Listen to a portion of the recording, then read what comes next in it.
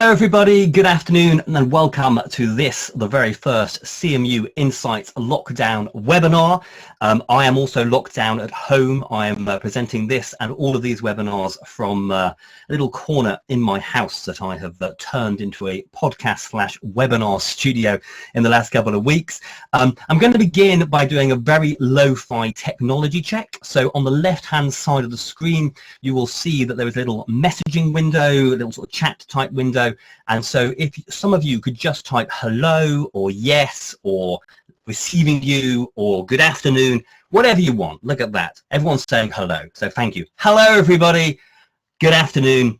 Welcome to this webinar. That means that you can all hear me. So therefore we can get going. Oh, look at that. Somebody's logging in from Berlin, Los Angeles. Do you know what? Tomorrow I'm going to get everyone to put their their location in it so that we know who's online. This is the biggest webinar that we've ever had.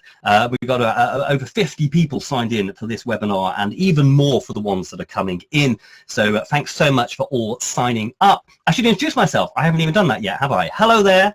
My name is Chris. I'm Chris Cook and I am the founder and managing director of CMU. Some of you may have seen me speak before, whether it's at our face-to-face training or on past webinars. We also do training for organisations like the BPI and the MMF here in the UK, in Ireland, and with the British Council all over the world. So you may have seen me speak before, or this may be the first time you've ever logged in to one of our webinars. So thank you very much for joining us. The aim of these lockdown webinars that we're doing every Tuesday, Wednesday and Thursday for the next few weeks while everybody is working from home and sort of locked in to their desks. Basically, it's a really fast, punchy webinar. So they're going to last about 50 minutes and it kind of splits into 3 sections. So this little introduction from me at the start, then the main session, which is the topic of the day. So obviously today it's making music. Hang on, making money out of music copyright, not making music out of money copyright. So we'll spend about 35 minutes going through the main topic of the day. And then the last 10 minutes will basically answer any questions that you have. So we'll begin with some logistics. You should see that at the top of the screen, there's a little blue button with a question mark in it. I think if some of you are accessing it on a mobile device, it may be on the side of the screen, but it's a little blue button with a question mark in it. And that's where you should put your questions. So rather than the chat window where you all said hello, if you can use the question box for your questions, it just makes it much easier for me to gather all of those questions together and to answer them all at the end. So if you can ask questions at any time, then I will answer them all in the final section. So basically the 50-minute splits up, a very quick intro, which is what's happening now. Then the main session, which is going to begin in a few minutes time, we'll be talking about the main topic of the day, today making money from music copyright. And then there'll be time at the end to answer any questions. So feel free to type in questions at any point during the session, but I won't answer them there and then. Basically, we'll come back to them at the end and we'll spend the last 10 minutes answering as many questions as we possibly can. A couple of other logistical things before we get started, which is that the slides that you are going to see, there's going to be lots of slides, lots of diagrams that we're going to share with you during this webinar, and you can download those. So actually the email you received from us this morning that had the link to the webinar also had a link to a page on the CMU Insights website where you can download the slides so that you can have a PDF of the slides to keep. So those are yours. Also, we are recording the webinar. So basically, at the end of the webinar, it will take about an hour to get it all processed, but we'll send you another email later on today where we will remind you of the link where you can get the PDF if you've lost that link or you didn't see that link this morning. But we'll also send you another link where you can tune in to the podcast at any point over the next month. So if for any reason you log out or if you have to rush off, maybe we overrun ever so slightly and you have to rush off, then you will be able to watch the webinar again. So I think that's all the logistical information I need to say. So basically, question window, I'm pointing upwards because on the laptop, the blue button's above my head. That's how I'm writing, maybe on the left-hand side. That's the logistics. Before we get going, the one thing we did say we would also do is just quickly bring your attention to the big music business news story of the day, because quite a lot of you possibly know CMU, not for our training and our webinars and our seminars, but for our daily news bulletin, the CMU Daily, that goes out each morning at around about 11 a.m. London time, or possibly the Setlist podcast that comes out each Monday, where we talk about the big music business news stories of the moment. And the big music business story today at the top of the CMU Daily was Ticketmaster being sued in the US over a change it made to its terms of service in response to the COVID-19 shutdown. So we're not going to be talking about the COVID-19 shutdown on these webinars. One of the reasons for having these webinars is to try and put that to the side for 50 minutes and focus on the business of music in another way. But that is the big news story today. It's interesting. I mean, we said about a week ago, we can see when we've come out of this at the other end, when this is over, there's probably going to be a stack of lawsuits relating to how the music industry responded to COVID-19, particularly in the US, obviously, much more litigious than everywhere else. Although I'm not sure we expected those lawsuits to arrive quite so fast. We should have known, shouldn't we? So StubHub have been sued and Ticketmaster have now been sued. So if you're interested in that, I won't waste any more of your time now, but that is our top story in today's CMU Daily. It's definitely worth checking out, and we'll be following that because I think there's going to be quite a lot of legal aspects to the COVID-19 shutdown story and amongst all of the other elements of that story. But there you go. That is the intro. Let's get going with the main part of today's webinar, which is making money from music copyright. And what we're going to do over the next 35-40 minutes is I'm going to give you some basics of copyright law. I'm going to explain to you how the music industry takes copyright law and then the rights that come from copyright law. And I'm going to explain how the music industry organizes its rights, manages its rights, monetizes its rights, which will then get us into the world of licensing, when we'll talk a little bit about direct licensing and a little bit of creative license. And I'm going to do all of that in 10 steps. Oh, look at that. I think you've lost me.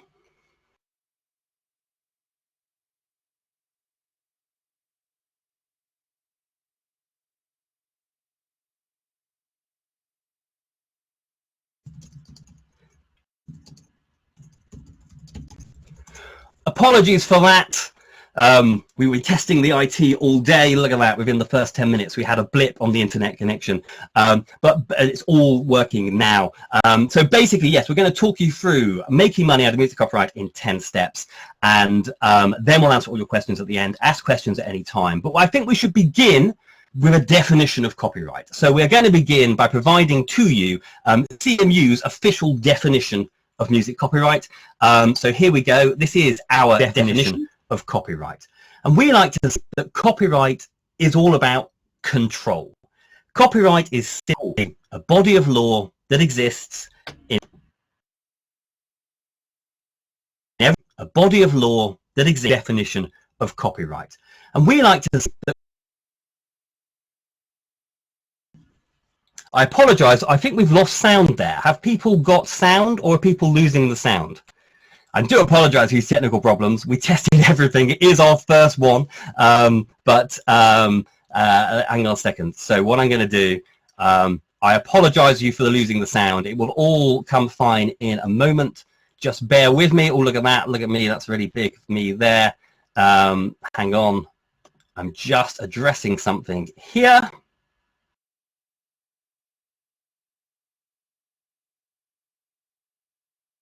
Okay. Look at this. Technology for you. We'll get it sorted in one moment. Okay. So as I said, we're going to kick off by giving definition of copyright. And we like to say that copyright is all about control.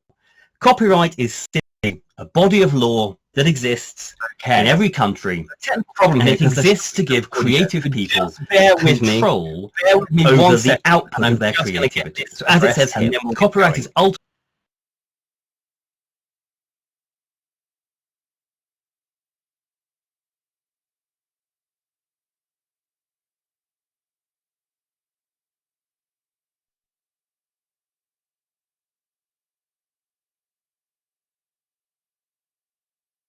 definition of copyright.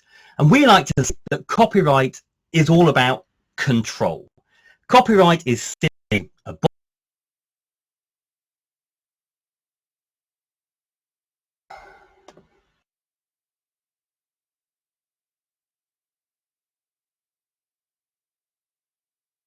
body of law that exists in every country.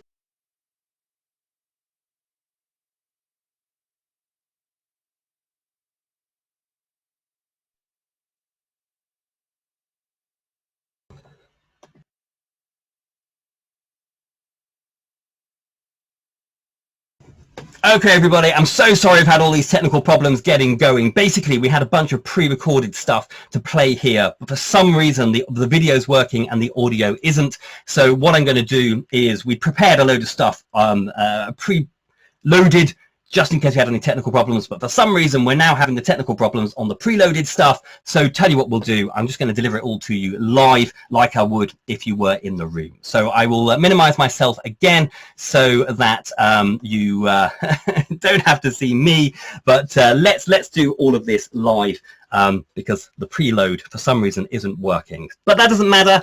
I know what I'm here to say. We're here to talk about making money from music copyright. As I said, we're going to talk about some copyright law basics. We are going to talk about how the music industry organizes its rights, and then we are going to talk about licensing, direct licensing and collective licensing. But about 6 minutes ago, before the technology went haywire, I promised you a definition of copyright. So here is the CMU definition of copyright. Copyright is ultimately all about control. It's about providing creators with certain controls over whatever it is that they create. So there you go. Copyright is ultimately about providing creators with certain controls over whatever it is that they create.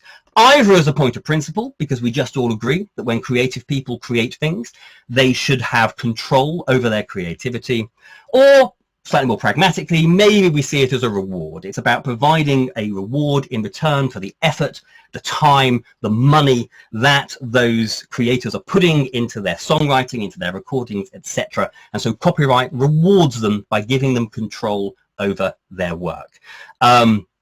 So that's the basic definition of copyright. It's all about control. So now let's begin with our 10-step journey through understanding what copyright is and how music copyright works. And we begin with the most basic fact about music copyright, which is there are two sets of music rights. So this thing called copyright protects a number of different types of creativity. It provides control to the creators of a number of different types of creativity.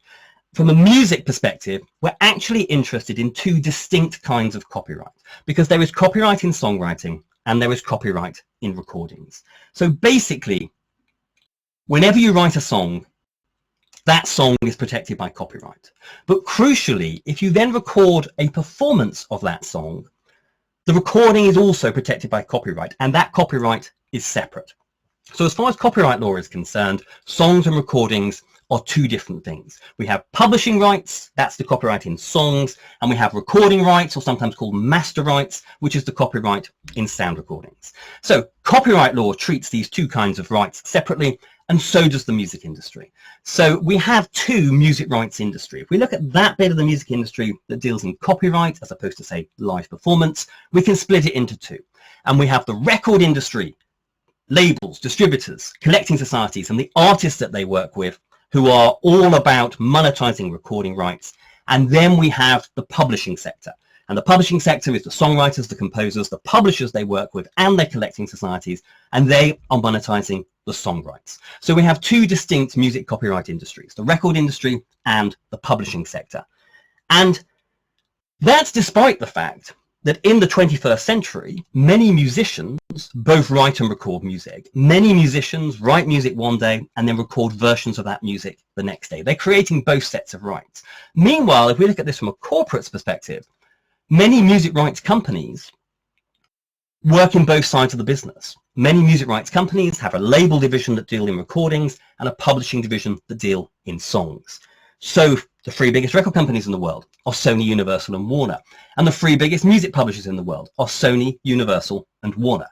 However, even though we have many musicians both writing music and recording music, and even though we have all of those companies with a recordings division and a songs division, the two sides of the music copyright business are generally separate. And most artists who are both songwriters and recording artists will do two deals. They'll do one copyright deal around their recordings with a record company and another copyright deal with a music publisher around those songs. And those deals will be separate.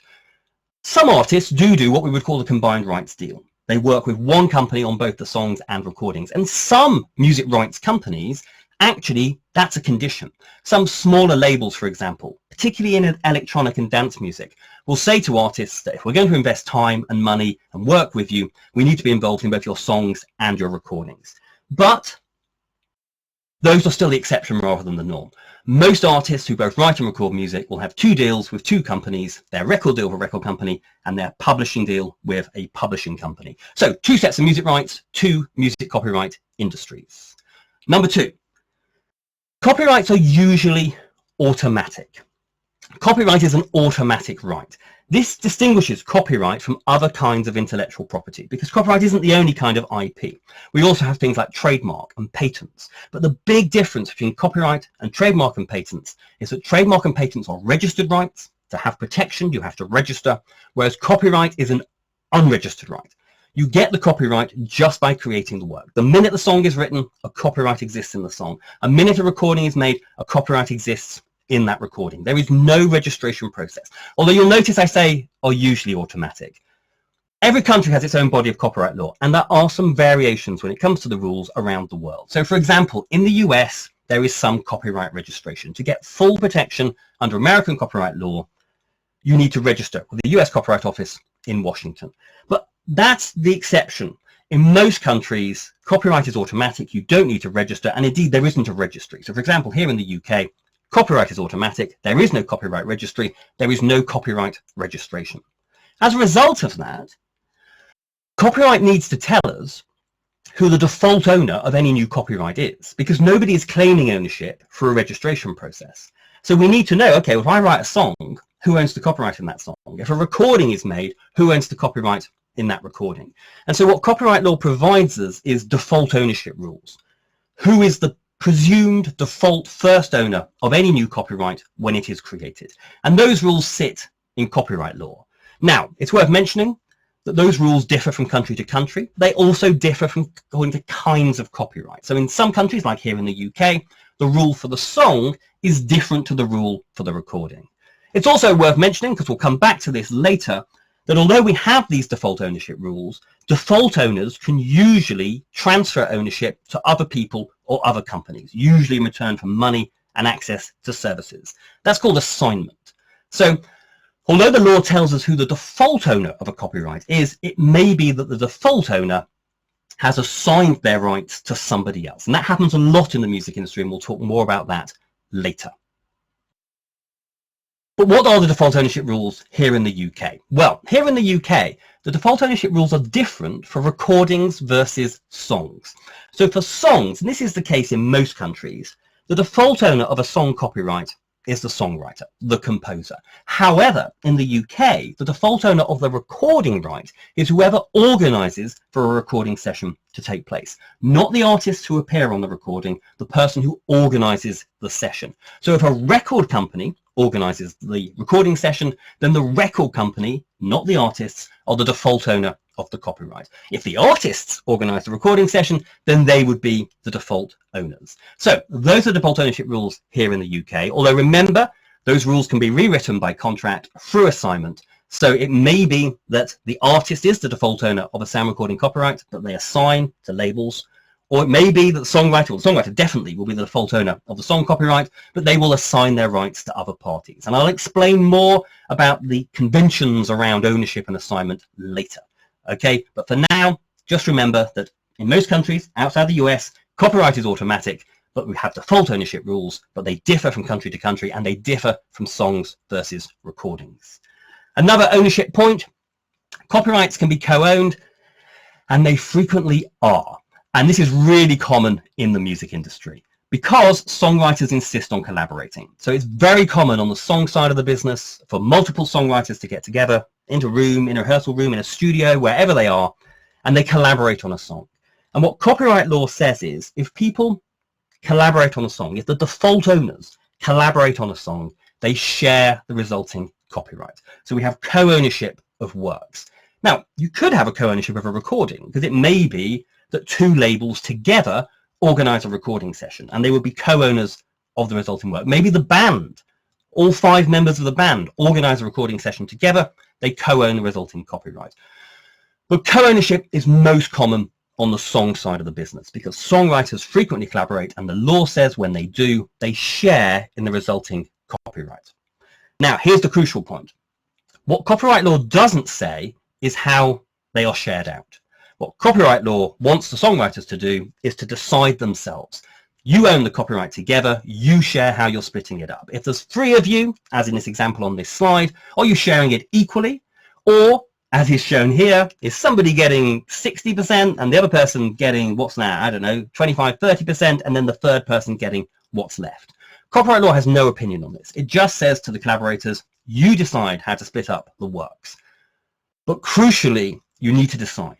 And you need to make sure that what you've decided is written down. And then you need to log it. And these are really important points. If any of you work with songwriters, if you manage artists who are also songwriters, composers, or even if they're producers, but they're producers in a way that they're actually involved in the composition process, this is a really important point, that whenever people collaborate on creating a copyright, creating a song, they need to agree how they're going to split it up, write it down, and then log it. Now, what do I mean by log it? Because I've just said there's no copyright registration.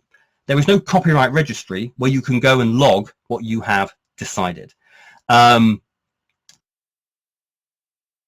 music industry has decided that its collecting societies are where you log copyrights as they are created. So in every country, there are collecting societies. We'll talk more about the collecting societies in a moment. And each collecting society manages a database. And the music industry takes that as being the database where we log what copyrights exist, who owns those copyrights, and how shared copyrights have been split. So basically, when songwriters collaborate, they need to agree how they're going to split the copyright, they need to write it down, and they need to log it with all of the relevant collecting societies. Okay, that brings us to number 4. I said at the start, in my definition, that copyright is all about control. I think actually what I said is that copyright is ultimately about providing creators with certain controls over whatever it is that they create. That was my definition. Now, actually, copyright law is more specific than that.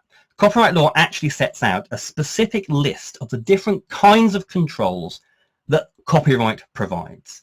Now, the exact list differs from country to country, and it sometimes differs from songs to recordings. Not always, certainly not here in the UK, but in some countries you might find that the song has one set of controls and the recording has another set of controls. And when that happens, generally the song has more than the recordings. But although terminology varies from country to country, the precise list varies from country to country, in the main, you will find something like this list of 6 different controls. So first of all, the reproduction control. What I guess you could see as being the true copyright. As a copyright owner, you get to control the reproduction, the copying of your songs and your recordings. But you also get to control the distribution of those copies or the rental of those copies. So not only can you control the copying of your music, you can control the distribution of those copies. It's just the first distribution you get to control, and you can also control the rental of those copies. But there's more than that. There's also the adaptation control.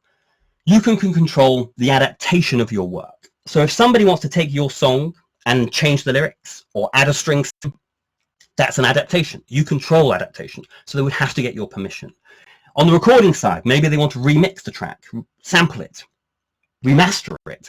All of those things will be adaptations. You as the copyright owner control adaptation, so they would have to get your permission.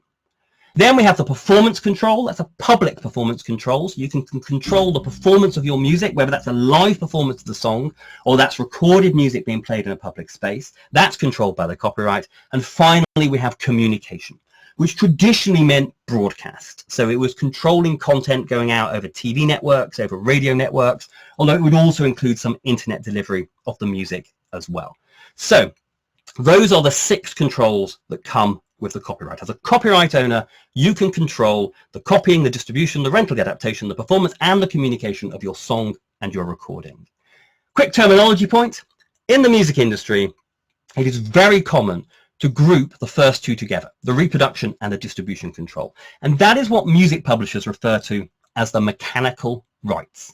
So when you hear publishers talking about mechanical rights, all they're talking about is the reproduction and the distribution controls combined. You'll find in the music industry that music companies are very good at ignoring the terminology that's in copyright law and coming up with their own jargon. To make things worse, it's quite common for the music publishers to come up with one set of jargon and the record companies another. Case in point. It's also common in the music industry to group the performance and the communication controls together. But when we do that, Publishers refer to those as the performing rights, whereas record companies increasingly refer to those as the neighbouring rights. I hate the term neighbouring rights. It has multiple definitions around the world. In different scenarios, in different countries, the term neighbouring rights can be used to mean different things. But generally today in the music industry, when people talk about neighbouring rights, they're talking about the performance and communication controls combined.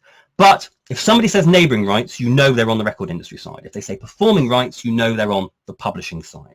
But those are the controls of the copyright. And the controls are everything. We're here today to talk about making money out of music copyright. It's because of the controls that you can make money out of music copyright. Because the basic principle is this.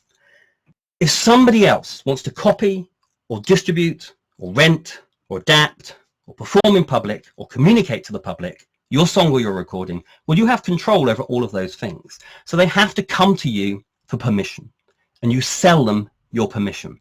And that's how copyright makes money. So as soon as somebody wants to copy, distribute, rent, perform, etc., your song or your recording, assuming they're going to do it legally, I'm ignoring piracy here, assuming they're going to do it legally, they have to come to you for permission, you sell them your permission, and that is how copyright makes money. And that selling of permission is licensing. When we use the word licensing in the copyright sense, we're talking about the selling of permission to third parties who want to exploit the controls of the copyright in our songs and our recordings.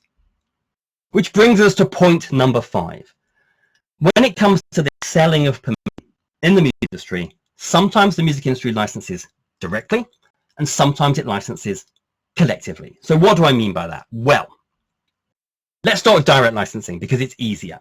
Let's start off with true direct licensing.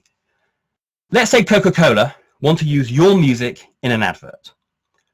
They would have to come to you and ask for permission.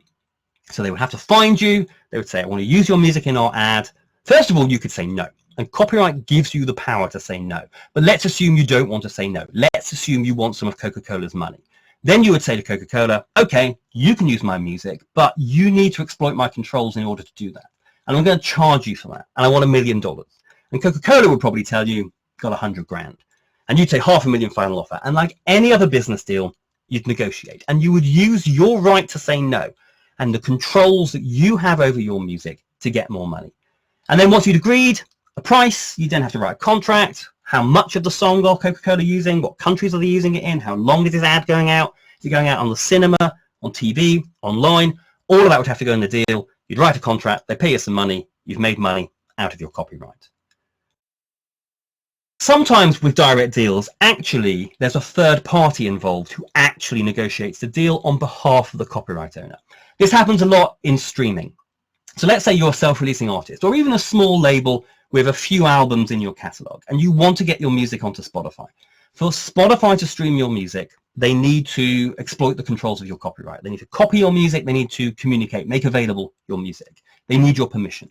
So you go to Spotify and say, well, let's do a deal. But Spotify would say, well, we're a big global company. When we do deals, we really do deals. And they are long drawn out. They're time consuming. They're expensive because we have to involve lawyers. And as much as we love your music, it's not worth doing all of that for 10 tracks on one album or 10 albums in a small catalog. But we've already done a deal.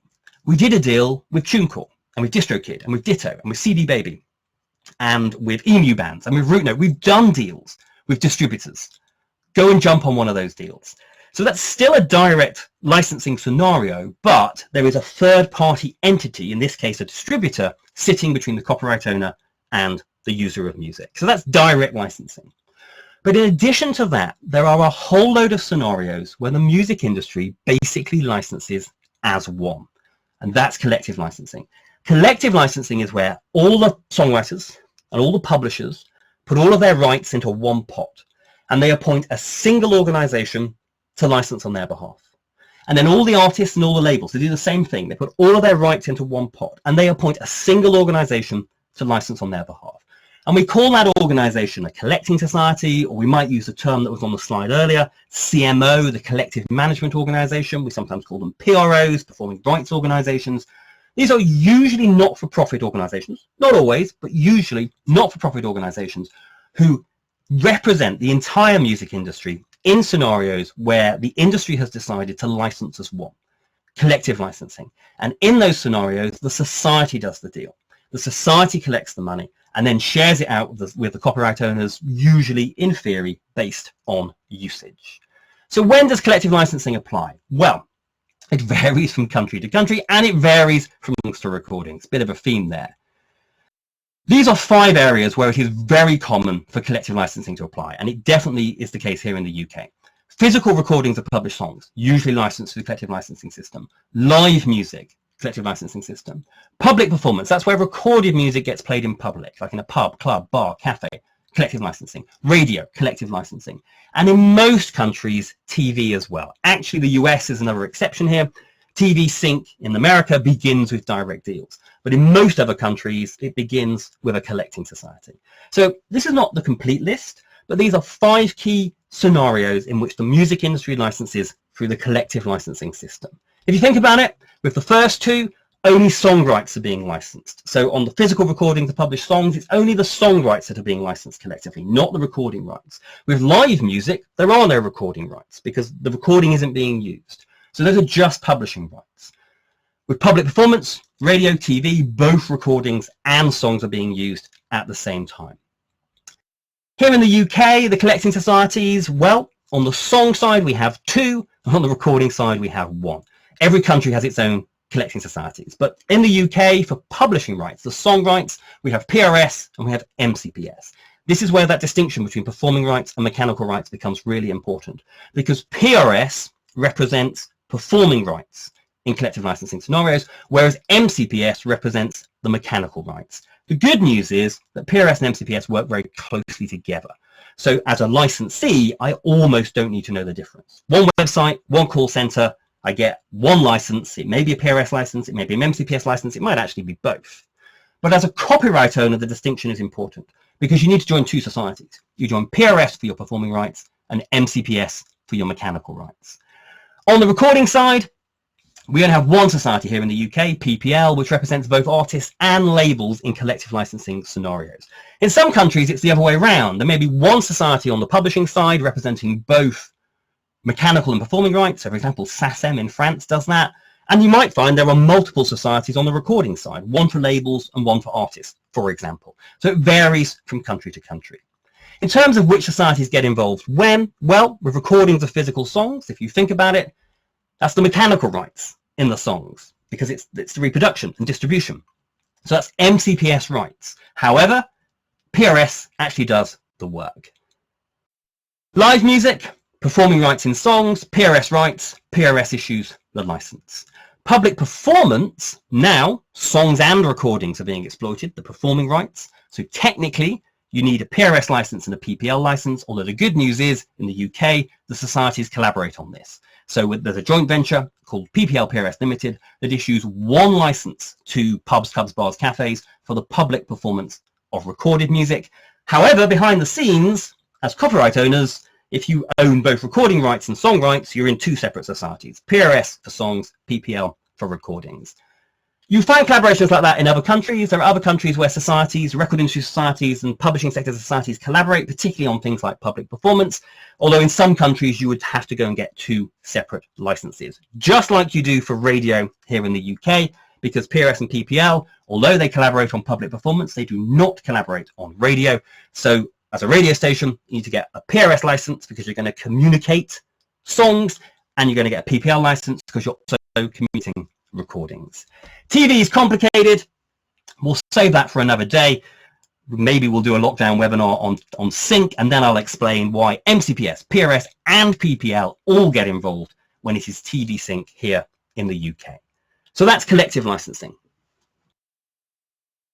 A little bit more now about ownership. I talked earlier about how we have these default ownership rules in law, but default owners can assign their rights to other people, and that's true in most countries. There are some exceptions to that. Germany is quite interesting. Copyright law is a little bit unusual there when it comes to assignment of rights, but in most countries, including here in the UK, default owners can assign their rights, and in the music industry, they routinely do. So let's start off with recording rights. Who actually owns and controls the recording rights in the music industry? Quite often labels do. Now remember, here in the UK, the label is often the default owner of the copyright because they organise the recording session. So they own the copyright. They will have a contract with the artist, the main artist, the frontline artist, and will almost certainly be sharing revenue with the artist. But the label is the copyright owner. Smaller labels might then use distributors to get their recordings to market, but the distributors are not getting involved in rights ownership, they're just getting involved in monetizing the label's rights. But of course, maybe the artist keeps control of their copyright. Maybe the artist organized the recording session, they're the default owner. But then they sign to a label. When they sign to a label, they may well assign those rights to the record company. Labels like owning rights. So when an artist who organized the recording, the artist owns the rights, but maybe to access a label's investment, a label's money, a label's marketing, they assign the recording rights to the record label. Or maybe they don't. And we all know this is becoming more and more common. Some artists don't want to do that. And so what the artist might do is say, well, how does the label get their music to market? They use a distributor. Well, why don't I use a distributor? And increasing numbers of artists do that. Distributors aren't interested in copyright ownership. They'll provide their services in return for a commission, allowing the artist to keep ownership of their rights. We should also acknowledge, though, that a big trend, and we're going to talk more about this in the webinar on Thursday, for those of you on the full program, a key trend in recent years is that artists are increasingly keeping control of their rights and then working with a distributor. But as a result of that, plenty of labels now will also work with artists on a licensing arrangement rather than an assignment arrangement. So that's how copyright ownership works, particularly here in the UK around recordings. So we have the default ownership rules, but generally labels and distributors control the rights. Either they own them in the case of labels, or maybe they represent them under license, whether it's a label or certainly a distributor, and the artist is the actual owner. But what about the song copyright? There's a big rule in music copyright, which is that however complicated something may seem with recordings, it's always more complicated with songs. And that's also true when it comes to ownership conventions. Because what happens here in the UK is that songwriters write songs. They create copyrights. They're the default owner of those copyrights. Before they do any deal with a music publisher, they almost certainly join PRS, the aforementioned collecting society PRS. And what a lot of songwriters don't realize when they join PRS is that in doing so, they are assigning the performing rights in every song they've ever written and any song they will ever write to PRS. PRS now owns the performing rights, but only the performing rights in its members' songs. And PRS will own those rights as long as the writer is a member. The member could leave and take the rights with them. But while they are a member, PRS owns the performing rights, which means that when the songwriter then does a publishing deal, now whether that's an assignment deal, allowing the publisher to become owner of the copyright, or whether it's a licensing deal where the publisher simply controls the rights on behalf of the songwriter, either way, that deal cannot include the performing rights because PRS already have the performing rights. So it would include the mechanical rights and it would include the adaptation control. Although in a publishing deal, there will usually be another clause that says, although PRS will continue to own the performing rights in those songs, the publisher will have a contractual right to take 50% of any PRS revenue generated around those songs directly. So from that point onwards, PRS will continue to pay half of the money it generates around the performing rights to the writer, but it will start to pay the other half to the publisher. So that's the extra complication when it comes to the ownership of songs in the UK. This isn't copyright law, this is the music industry's convention. The performing rights go to the society, mechanical rights and adaptation goes to the publisher. One last complication to throw in here, these rules differ from country to country. Most Anglo-American markets follow the UK system, although it's a little bit different in the US. It's also a little bit different in continental Europe. But the principle is the same, which is when it comes to songs, the societies control and usually, US being the exception, own exclusively the performing rights of their members' songs. Okay, a final few things to share with you before we get to the questions. I've said at various points today how rules of copyright differ from country to country. Every country has its own body of copyright law. If you are a British creator, or you're a British company that is creating and working with creators, you will usually get your direct protection from UK copyright law.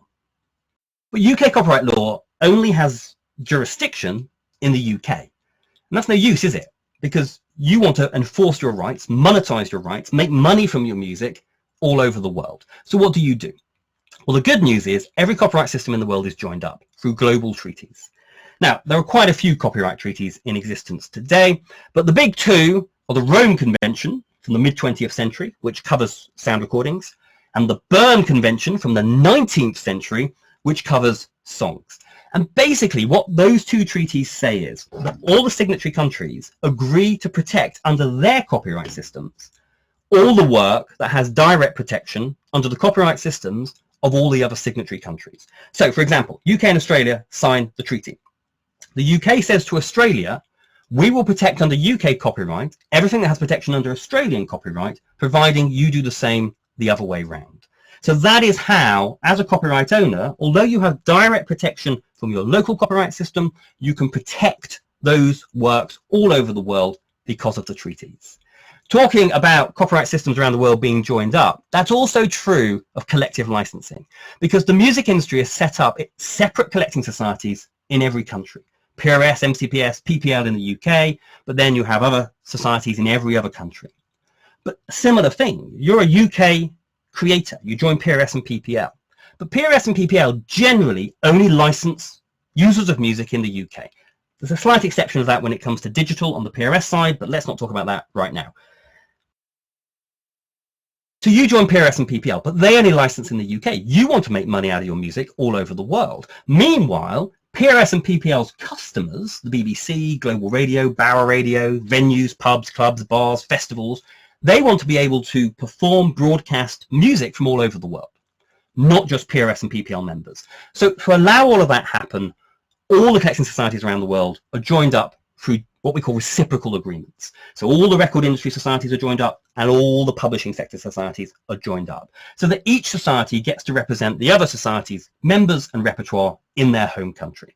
So as a PRS member, when your music gets played in Australia, APRA, the Australian society, collects the money and passes it back to PRS and vice versa.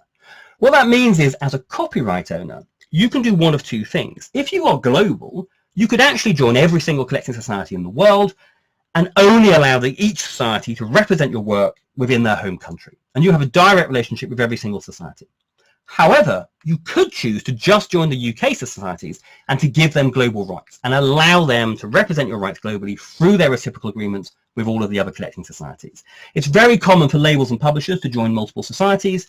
It's very common for artists and songwriters to just allow their local society to represent them worldwide, although everybody is different and you can do whatever you like. You can even do something in the middle where you join a handful of societies directly and you allow PRS to represent you in the rest of the world. Okay, final point, and then I will come to your questions. Copyright doesn't last forever, but it lasts for a pretty long time. So all those controls we talked about earlier, they don't last forever. At a certain point, the copyright will expire. We say the work becomes public domain and all the controls evaporate in a moment. You no longer have control over your songs or your recordings. How long does copyright last for? Well, it varies from country to country and it varies between songs and recordings. Generally speaking, songs have longer copyrights than recordings. So as you'll see here, song copyrights are usually based on the life of the creator and then a number of years, whereas recording rights are usually a number of years after release.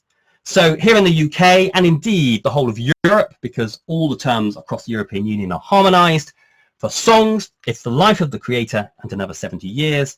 And for recordings, it's 70 years after release. So if you think about it, if you were a songwriter in your 20s and you wrote a song and you recorded a version of that song and you released it, in your 90s, the sound recording would come out of copyright. But by definition, the song copyright would be there for the rest of your life and then another 70 years. So song copyrights generally last for quite a lot longer than recording rights. Copyright terms vary around the world. So for example, there will be, if you've got a old recording, it may be that you can enforce those rights in some countries, but not in other countries. So the sound recording in America, 95 years, not 70 years. The song copyright in Mexico, life of the creator and another 100 years. So there are longer copyrights than the European copyrights. But at the same time, there are shorter copyrights too. So in quite a lot of Asia and Africa, Sound recordings are still 50 years, the song plus 50 years. So copyright terms vary all over the world. So there you go. That is my 10-step guide to making money from music copyright. I think there is a slight irony, which is that our efforts to pre-record some content to stop there being technical problems caused technical problems, and then I delivered the whole thing live with no technical problems. So I think that's that's kind of sod's law, isn't it? But we do still have a little bit of time available to answer some questions. Some of you may need to log off quite soon. Don't forget that you can listen to the entire webinar again. So we're going to send you an email later on today where you will be able to watch this back. So if you have to rush off now, you're going to miss the answers to the questions, then you can go and watch them on demand. You can also rewatch all the technical dramas at the start if you so wish. Okay, a few questions have come in. So here's a question. Does a mechanical license typically include both reproduction and distribution? Technically, to be a mechanical rights license, yes, it would include both reproduction and distribution rights, although the devil is always in the detail. So if you are getting a license to use music, then you should be definitely reading the nitty-gritty of what do I need to do with the music. I need to both copy it and distribute it. Are both of those elements of the copyright covered? Usually a mechanical rights license, it would cover both copying and distribution. The traditional customers of mechanical rights are record companies putting out CDs that contain other publishers' songs. And if you're a record company and you're releasing an album, obviously you need to copy the album, but you also need to be able to distribute, sell those copies. So both would be bundled in. Although on TV, always check the devil in the detail, because what we sometimes call mechanical rights in TV, or you might refer to as the sync rights, it might be a little bit different. So generally mechanical rights licenses would cover both reproduction and distribution, but always double check. One person has asked me to define Anglo-American repertoire. I think I talked about Anglo-American markets. It's not a very good definition for Anglo-American repertoire.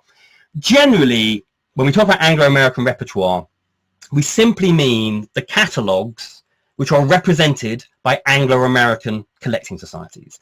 So the term Anglo-American repertoire is most commonly used on the publishing side, particularly in streaming for reasons we won't go into today. And when publishers talk about Anglo-American repertoire, they generally mean songs that are written by songwriters who are members of PRS in the UK, IMRO in Ireland, SOCAN in Canada, BMI, ASCAP, CSAC, GMR in America, APRA in Australia and New Zealand. It's not a very good definition. Think how many Anglo-American pop songs are actually written by STIM members in Sweden. But generally, when we say Anglo-American repertoire, that is what we mean. Okay, what else have we got this? Oh, compulsory licenses. Somebody has asked about compulsory licenses. So I've talked a lot today about how copyright owners have control over their music. Copyright law then takes away some of those controls through things like exceptions and fair use and safe harbor, which we're not going to talk about today. But then there's also these things called compulsory licenses. And with a compulsory license, that's where copyright law says that in certain scenarios, there is an obligation to license. So radio is very often covered by a compulsory license. So although as a copyright owner, you can control the communication of your work, which means a radio station needs to come to you, it says, oh, but you've got to give them a license. Compulsory licensing, sometimes called statutory licensing, which obviously greatly weakens your negotiating power. And usually where compulsory licenses apply, either the law sets the rate or the law appoints a committee or a board or a court where there's a dispute on rates to set it. Now, what compulsory licenses exist do vary greatly from country to country. So in the UK, we don't have any, whereas in America, there's quite a few. So where compulsory licensing applies, yeah, varies very much from country to country. Very common for radio to be covered by compulsory licenses, but there are sometimes some other compulsory licenses too, and there are quite a few in the US. One person has asked, what are the benefits of joining international CMOs directly? So you're a UK songwriter or artist or a small rights owner. Why would you join every single society in the world rather than just give PRS and PPL global rights? Basically, you have more control and you get paid faster. On one level, the fact all the best societies in the world are joined up through reciprocal agreements, reciprocal agreement, the system, society doesn't say who to be. The international society will commit as well as the local society. on those agreements, which is why a lot of rights owners want to have direct entry in many societies as they can. Also, if you're a direct member of a society, then oh, look at that. Someone said the sound cut out then. I do apologize for that. So I'm going to very, very quickly repeat that. If you're a direct member of a society, you have more control. If the society is not being very good, you can directly complain to them. You generally get paid faster. You're not paying multiple commissions. That's the reason for joining every society in the world. The reason for not joining every society in the world is it's a lot of work. And, you know, Germany, Gamer in Germany only speak German. The Japanese society only speak Japanese. So plus, some societies will have restrictions on who can join, particularly for corporate members. You may have to have a company incorporated in the society's home country. And it can be hard incorporating companies in some countries. It's one of the reasons why smaller publishers often ally with a local publisher, what we would call a sub-publisher, to access their membership. The idea is you're getting the best of both worlds. You don't have to deal with the hassle of being a member of the other society, but you don't have to rely on reciprocal agreements. The downside is the sub-publisher then takes the money. So there is no perfect way of doing all of this. Okay, what part of copyright requires registration in this? So a good question. Technically, with how do you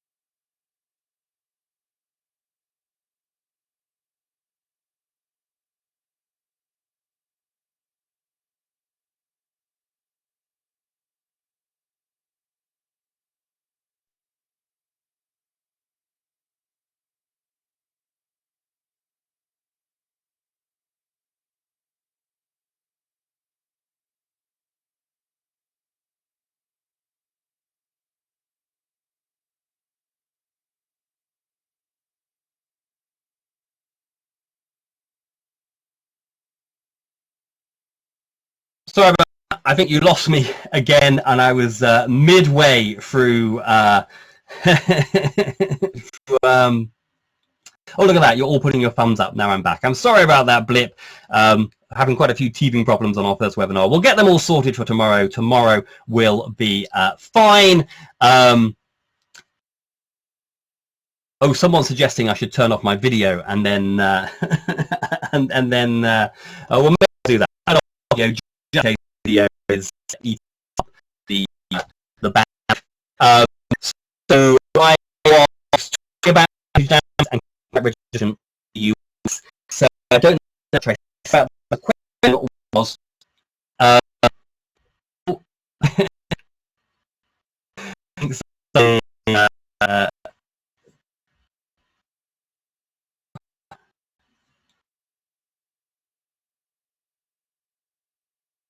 okay. I'm really sorry that we've had some problems here today. People were saying weirdly that when I turned the video off, the audio went worse. So I apologize for that. I'm going to answer two more questions. Actually, a bunch of questions I haven't got around to answering because of time. I had lots and lots of questions with so many of you logging on today. But what I'm going to do is I'm going to do a little Q&A, a written Q&A. So any of the questions which I don't have a chance to answer here live on the webinar, I will do a written Q&A, and then in the email that we send round to everybody later on today with the link to where you can listen on demand, we'll also include a link to where you can access the written answers to your questions. But there are two more questions I do still want to answer here today. So just, I don't quite know how much you got of the point about copyright registration in the US, but basically, as a UK copyright owner, you don't need to register your works in America. You still have protection under global treaty. However, if you want to access the statutory damages, which means you usually get paid more, then to get statutory damages, you need to be registered under American copyright law. So some lawyers would advise, even though technically you have protection in the US through global treaty, you should register with the Copyright Office anyway, because then you can access those uber damages. One last question on copyright terms. So someone has said, what about where you have a recording that is out of copyright but the song is still in copyright? Yes, that's a good point, isn't it? Because the recording copyright is generally shorter than the song copyright. You can have a recording that's public domain, but the song in it is still in copyright. And one thing that we always say to anybody using public domain works, so for example, advertising companies who think, oh, I can use that for free because it's public domain, always double, triple, quadruple check, because it may be that the recording is public domain, but the song is still in copyright. Or it could be the other way around, because it could be an old piece of classical music that is in copyright, but the recording of it is relatively recent.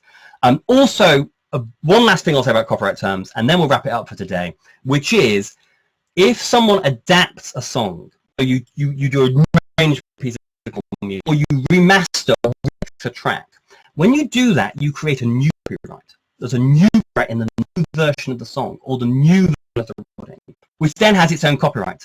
So you might have a recording that's officially out of copyright, but the version you have is a remaster that was done 5 years that's still in copyright. So whenever people look to use public domain works, hoping that because it's domain they won't go and get anybody's permission, they won't have to pay any money, it's always saying, well, are both the song and the recording out of copyright? Because it could be one or the other.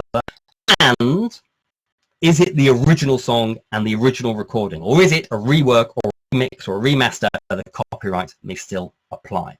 Okay, so in, because it is such a busy webinar and we are kind of out of time. But as I say, what I'm going to do now is all the questions that came in that I didn't have time to answer, particularly because of little technical wobbles. We're going to do a written Q&A. So if you did ask a question and I didn't answer it, look for that coming today, and that will have hopefully very quick, punchy written to the questions you have asked, and the rest of you who didn't ask any, you can do that as well.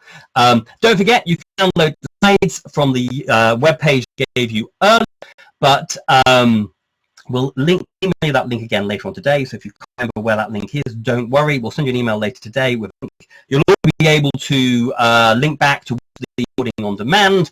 And as I say, we'll answer any questions we didn't have time to live. We'll set up the answer to those, and you'll be able to access those later on today as well. That brings us to the end of this first down webinar. Apologies for the problems. As I said, the technical problems were as a result of our attempts at technical problems. So we'll check in with our webinar platform as to quite why that didn't work.